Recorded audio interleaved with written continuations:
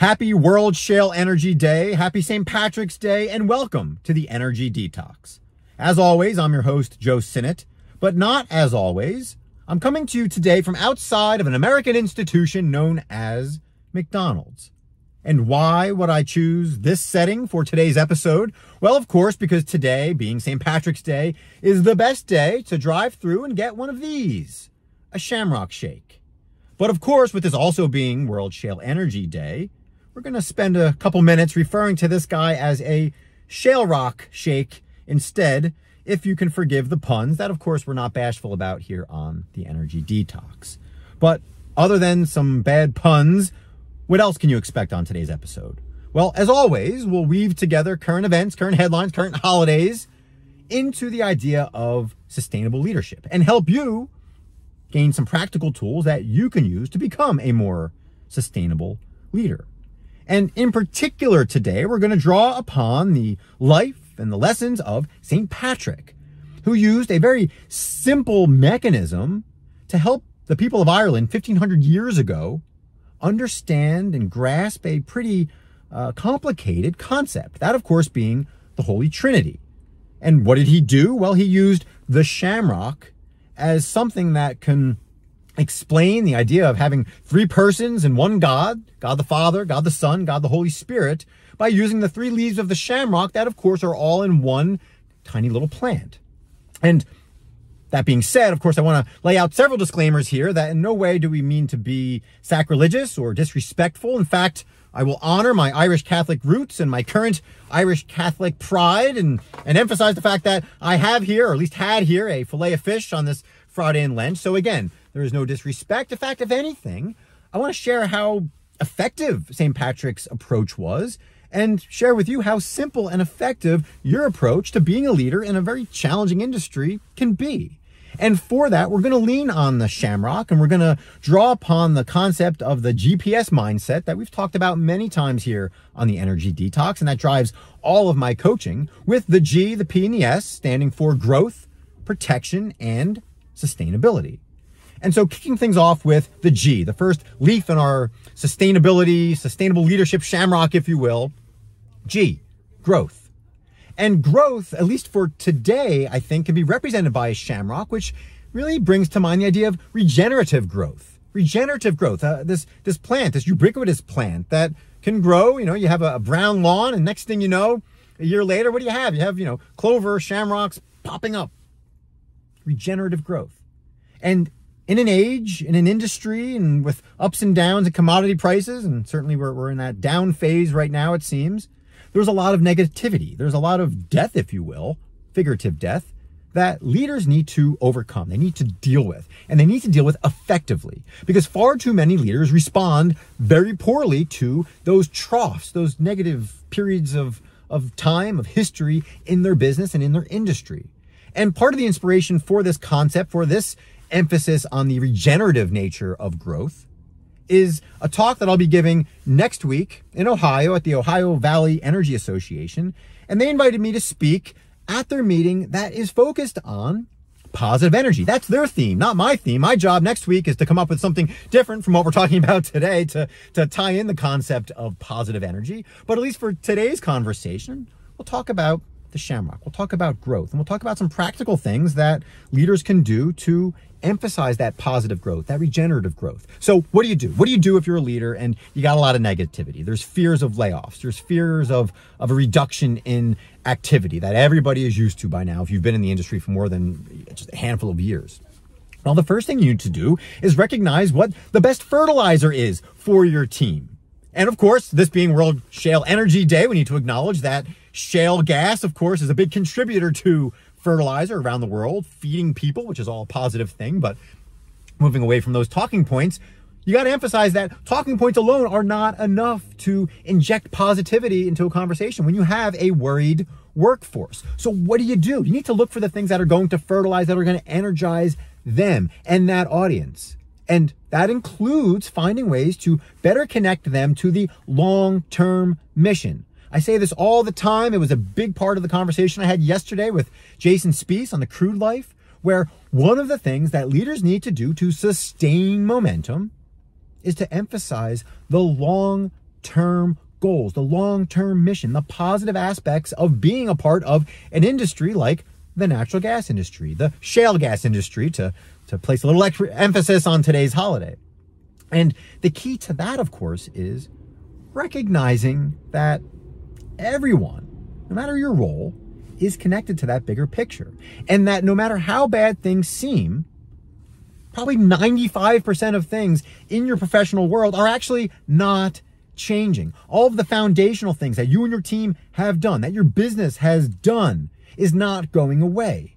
And it's a leader's job to emphasize all of the things that are not changing. There is no better way to inject positivity into that trough, into those negative periods of time, than to emphasize what is not changing and what has already been done, so that you're only focused on maybe that 5% of the company or of the culture that needs a little bit of regeneration.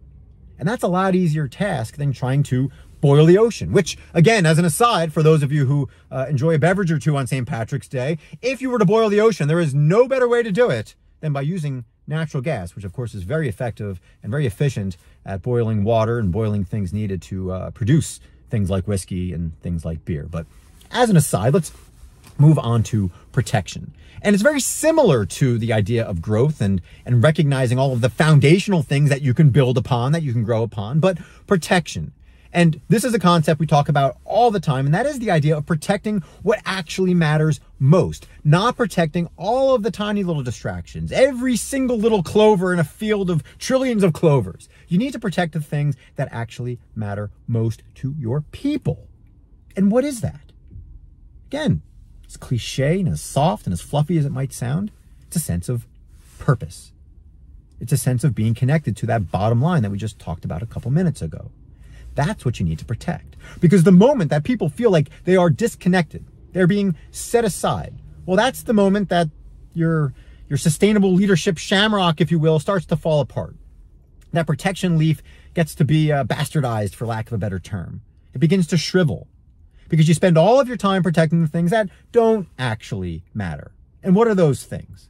Well, there might be silly company initiatives that were started years ago that don't serve a purpose and that nobody's revisited. Certain processes and tasks and meetings. And as cliche as that sounds, again, the idea of sustainable leadership and conscious leadership and being a witting, conscious leader who is not unwittingly going through the motions is getting rid of the crap that doesn't need to be protected. So you want to inject positivity, positive growth, get rid of the things that don't need to be protected and worry about protecting people's valuable time, their energy, their focus, and again, their connection to the bigger picture. Which leads us to the third leaf, if you will, in the sustainable leadership shamrock, and that is sustainability itself. And well, what does that mean? Well, it means defining sustainability. And again, there's been several episodes on the Energy Detox where we attempt to define that often ill-defined, or at least confusingly defined, if I can use those combination of words, sustainability. And what is sustainability? Well, coming back to World Shale Energy Day, it's like talking about green. What is green energy? Well, there is a case to be made that natural gas is about as green as you can get these days. You talk about green energy, it's not necessarily wind or solar or so-called renewables. In many ways, it's the energy that has had the biggest impact on carbon emissions, and that is natural gas. Again, I'm sitting to you here on a relatively gray day here in Pittsburgh, but obviously Pennsylvania is a perfect study in how to reduce carbon emissions by using natural gas and replacing other sources of energy that are anything but green. So defining green in a proper way is similar to defining sustainability in a proper way. And in your own company, defining words like culture and engagement and diversity and sustainability. Defining those words, defining efficiency, which again can be bastardized. All of these words which start to lose meaning because people don't know what they mean. So it's up to you as a leader to actually define them. You need a sustainable definition, if you will, that can carry people forward. So in a couple bullet points, not something that you've hired some third party to write up, in a couple practical bullet points, what is sustainability? What is diversity? What is inclusion? What is efficiency? What is quality? What is safety? All of these words that lose meaning very quickly when you start throwing out 80-page sustainability reports. It's up to you to define these things clearly and concisely. And if you can do that, then you'll be much more able to sustain momentum instead of having a big segment of your population, of your company, making up their own definitions or dismissing these things as soft, as fluffy as the whipped cream on the top of a ShaleRock Shake, if you will. So that's the definition. That's the goal for you, just as the goal for our industry is to redefine what green means, much as Ohio, where I look forward to heading off to next week. Ohio, again, redefining what green energy is and including natural gas. You can do the same thing within your company, but it might take a little bit of revision. Of course, this is the age of rewriting the definitions of words. So why not take a page from the playbook of our current world that we live in and redefine some of those words that, again, they might make up some sort of mission statement that was written for your company, 20 years ago. Take a moment and actually lay out some bullets and what that means. What does sustainability mean? What does green mean?